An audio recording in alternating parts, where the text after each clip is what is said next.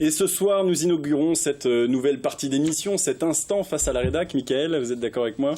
Je suis d'accord avec vous. Nous inaugurons, c'est donc la première de ce face à la rédac. Et nous recevons Dominique Mélian. C'est fabuleux pour une première. J'aurais pas dit mieux. Un champion pour une première, c'est bien. Ça voilà, c'est bien enveloppé, c'est fabuleux. C'est le seul mot, comme toujours, LMTV, toujours à la pointe. Ah, c'est top. Merci Dominique. Dominique, on ne présente plus en fait, mais qu'on va présenter quand même à la tête du CERT Suzuki depuis quand ? Eh bien, depuis 36 années maintenant. Puisque j'ai pris un peu les rênes en 80, donc 1980, un autre siècle. Un autre siècle. Et on reçoit Dominique parce que, évidemment, Dominique, qui est venu sans coupe, malgré tout, a reçu le 15e titre de champion du monde pour le CERT Suzuki. C'était un titre qui vous a été donné, enfin c'était officiel depuis vendredi, c'est ça ? Oui, non, samedi soir très tard, donc officialisation de notre 15e couronne. On n'a pas la couronne ni la coupe, elle viendra en fin de saison, en fin d'année, puisque la remise des coupes c'est en fin d'année. Et quand vous l'aurez, vous allez la mettre où ? Parce que là, il faut peut-être faire une pièce supplémentaire dans la maison. C'est prévu, on a agrandi, j'ai mis le maçon est en œuvre et tout, ça y est, c'est bon, il y a plein de places maintenant. Ça lasse pas de gagner autant ? Non, ça peut pas lasser. Non, c'est très beau, c'est trop difficile à obtenir.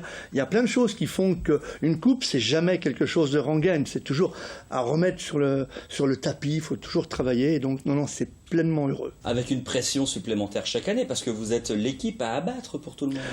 Oui, mais ça, cette pression-là, on arrive à la dominer, on connaît bien notre sujet depuis le temps, heureusement, quand même, c'est comme vous dans votre sujet, bien nous, c'est pareil, on connaît bien le nôtre, mais bon, il reste qu'on a quand même ce petit trac, cette pression, et qui dure au fur et à mesure des courses, et qui dure tout le déroulé de la course, jusqu'à la dernière seconde, et puis c'est vrai qu'au baisser du drapeau, c'est le soulagement, c'est un gros éclat de voix, c'est des larmes, des fois c'est des larmes, oui, c'est vraiment des larmes de bonheur, et puis c'est le plein bonheur, c'est le grand mot, quoi, le plein bonheur. C'est après les 8 heures d'Oschersleben, est-ce que je l'ai bien dit ? Eh oui, il y a plein de S, mais là c'est bon. Que vous avez été couronné, champion du monde. Vous êtes arrivé 2e à Oschersleben. Alors, est-ce qu'il n'y a pas une frustration quand même de gagner ce titre sans la victoire ? Oui, alors c'est vrai.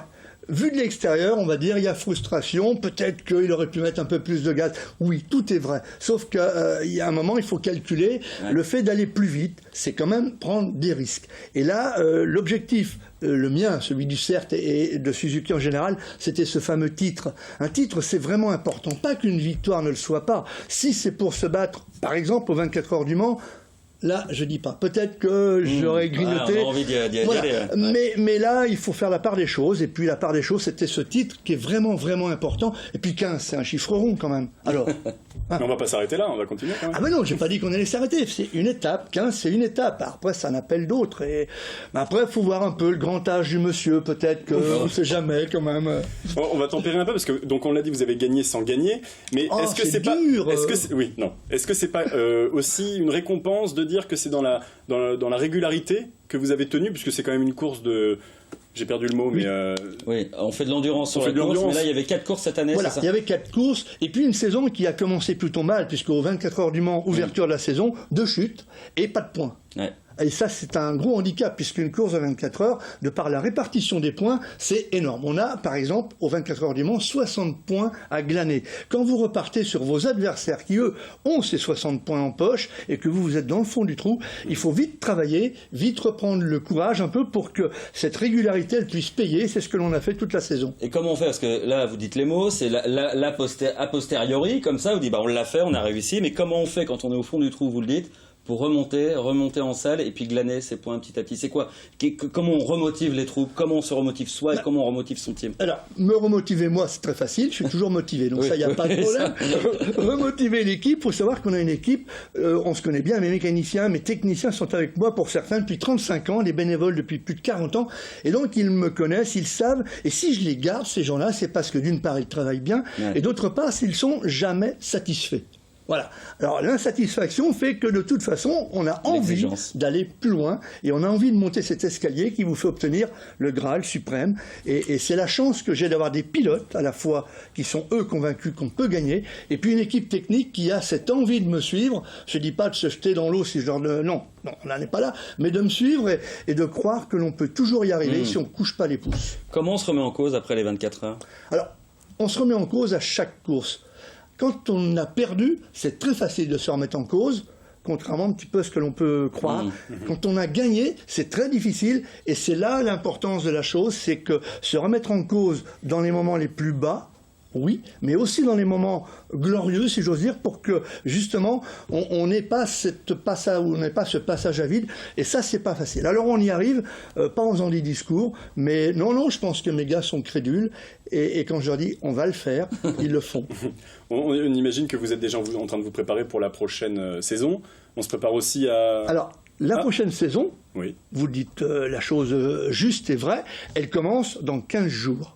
Donc vous êtes déjà en préparation. Mes gars sont déjà partis faire des essais au Castellet, donc au Schersleben, qui est à côté de Berlin, et on descend au Castellet, qui est à côté de Toulon, 1500 km. Ils ont fait ça dans une journée et demie en camion.